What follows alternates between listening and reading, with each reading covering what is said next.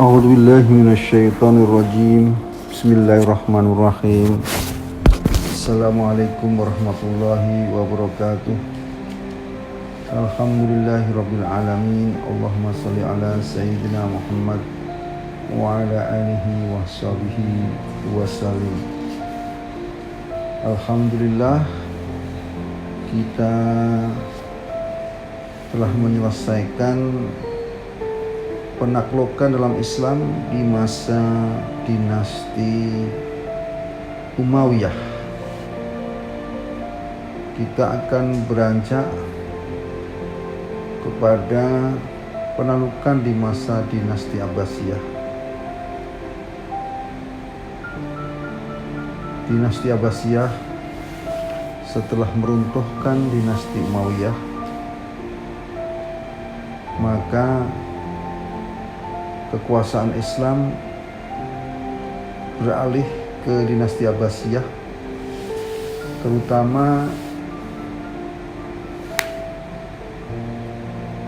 kekuasaan kaum muslimin yang berpindah dari Damaskus ke Baghdad.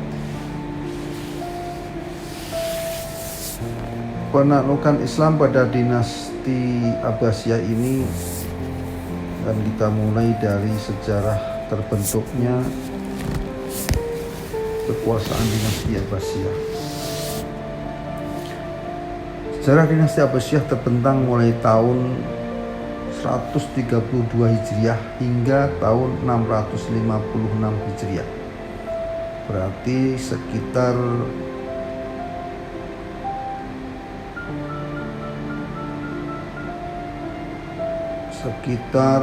524 tahun. Dan periode yang cukup lama itu diisi secara bergantian dengan masa-masa jaya dan masa-masa lemah dinasti ini. Samping itu, ciri dominan yang tampak pada masa Abbasiyah secara umum adalah munculnya sejumlah negara-negara Islam yang berbeda di seluruh penjuru dunia Islam. Sebagian dari negara itu menyatakan kesetiaannya terhadap pemerintahan dinasti Abbasiyah, sementara sebagian yang lain benar-benar terpisah secara total dari pemerintahan dinasti Abbasiyah, bahkan terkadang bermusuhan dengannya. Banyak di antara negara-negara kecil ini yang melangsungkan gerakan penaklukan dan jihad terpisah dengan dinasti Abbasiyah, sehingga bisa dianggap bahwa gerakan penaklukan yang dilakukan oleh para khalifah Abbasiyah atau gubernur-gubernur mereka sangatlah terbatas jika dibandingkan dengan masa-masa yang sebelum mereka atau sesudah mereka. Akan tetapi sisi positif yang dimiliki oleh dinasti ini adalah kemampuan mereka dalam mempertahankan keutuhan negara Islam dan wilayah-wilayah perbatasannya dalam banyak kesempatan. Dan untuk itu tentunya mereka harus menghadapi banyak peperangan dalam rangka mempertahankan wilayah Islam, terutama melawan pasukan Romawi. Di samping itu juga harus menghadapi negara-negara tetangga lain yang ingin mencaplok wilayah Islam.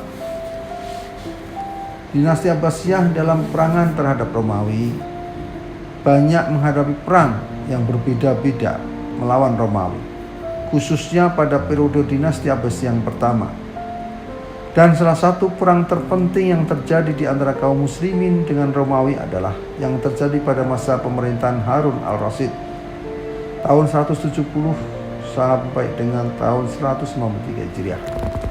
Saat ia berusaha memperkuat wilayah perbatasan Islam dengan Romawi dan juga usahanya untuk membebaskan wilayah-wilayah tersebut dari pengaruh Romawi serta menempatkan banyak prajuritnya untuk tinggal, lalu ia berhasil menjadikannya sebagai satu wilayah terpadu yang membentang dari timur ke barat dengan posisi persisian dengan wilayah Romawi. Dan ia menamakan wilayah itu dengan sebutan Al-Awasim, serta membangun banyak benteng di sana. Sementara itu, kaum muslimin juga tidak menghentikan serangan mereka terhadap pasukan Romawi pada saat musim panas dan musim dingin, yang telah dikenal dengan pasukan musim panas dan pasukan musim dingin sejak masa dinasti Umayyah. Dinasti Abbasiyah melanjutkan tradisi tersebut pada periode-periode awal dari pemerintahan mereka. Pada tahun 181 Hijriah, Harun al-Rasyid sendiri berangkat langsung untuk memerangi Romawi, sehingga ratu mereka Airin terpaksa membayar jizyah kepada kaum muslimin sebagai syarat dari perjanjian damai, dan Ar-Rasyid bersedia menerima itu. Pada tahun 187 Hijriah, Ratu Airin disingkirkan dari kekuasaannya dan digantikan oleh Nikephorus sebagai raja baru bagi Romawi. Setelah memegang kekuasaan, ia membatalkan perjanjian sebelumnya dengan kaum muslimin dan mengirimkan surat kepada Harun al-Rasyid. Di dalam suratnya ia melontarkan ancaman dengan berkata, dari Nikephorus raja Romawi kepada Harun al-Rasyid raja Arab, amma ba'du, sesungguhnya ratu yang sebelumku telah memposisikanmu sebagai roh burung besar yang memangsa burung-burung kecil, dan memposisikan dirinya seperti seekor baidak, burung kecil, sehingga ia rela mengirimkan hartanya kepadamu, padahal seharusnya engkau lah yang mengirimkan itu kepadanya. Akan tetapi itulah kelemahan wanita dan kebodohan mereka. Maka saat engkau membaca suratku ini, kembalikanlah semua harta yang telah engkau dapatkan darinya, dan tebuslah dirimu atas semua itu. Karena jika tidak, maka pedanglah yang akan menjadi penentu di antara kita. Ketika Ar-Rasyid membaca suratnya, emosinya naik dan amarahnya meluap-luap, sehingga membuat orang-orang yang duduk bersamanya menjadi takut. Kemudian ia meminta tinta dan menulis di bagian belakang dari surat Nikephorus itu, dengan nama Allah yang Maha Pengasih lagi Maha Penyayang, dari Harun Amirul Mukminin kepada Nikephorus anjing Romawi.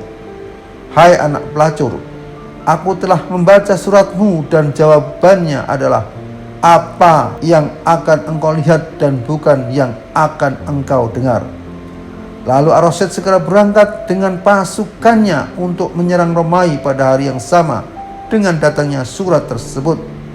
Ia bergerak menuju kota Heraklius yang merupakan kota terbesar Romawi dan berhasil menaklukkannya. Ia mempunyai harta rampasan perang yang banyak.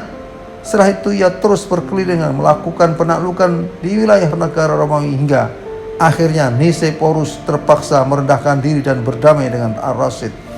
Dan untuk itu ia terpaksa membuat perjanjian damai yang baru dengannya. Ar-Rasyid pun kemudian kembali dari perangnya. Akan tetapi ketika Ar-Rasyid masih berada dalam perjalanan pulangnya, Nikephorus kembali melanggar perjanjian, dan ketika itu musim dingin telah tiba. Orang-orang dekat Khalifah Harun al-Rasyid takut untuk memberitahunya mengenai pelanggaran Nikephorus terhadap perjanjian yang baru saja dibuat, sehingga mereka meminta seorang penyair untuk menyampaikan informasi itu melalui untaian bait-bait syairnya dengan harapan agar hal itu dapat mengurangi kemarahan Ar-Rasyid.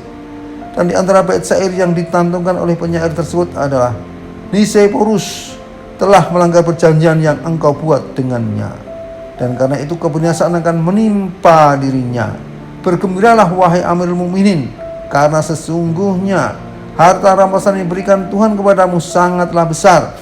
Kemenangan di atas kemenangan lainnya akan memberi kita jaminan kemenangan, dan panji perangmu pasti akan mendapat pertolongan.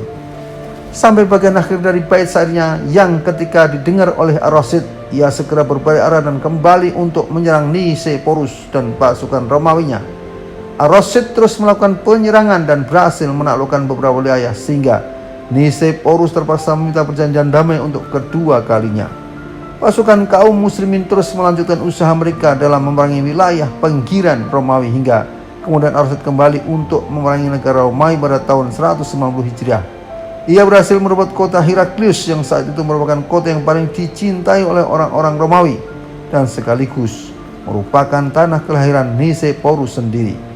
Jatuhnya kota ini memaksa Nikephorus untuk merendahkan dirinya dan rela tunduk kepada kaum muslimin serta menyatakan kesediaannya untuk membayar jizyah, pertama untuk dirinya dan keluarganya, dan kedua untuk seluruh penduduk kerajaannya.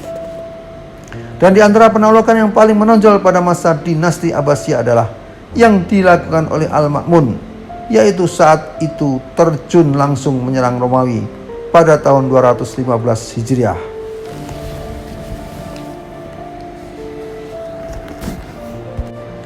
Kita akan lanjutkan pada bagian berikutnya di masa Al-Ma'mun di dinasti Abbasiyah ini. Assalamualaikum warahmatullahi wabarakatuh.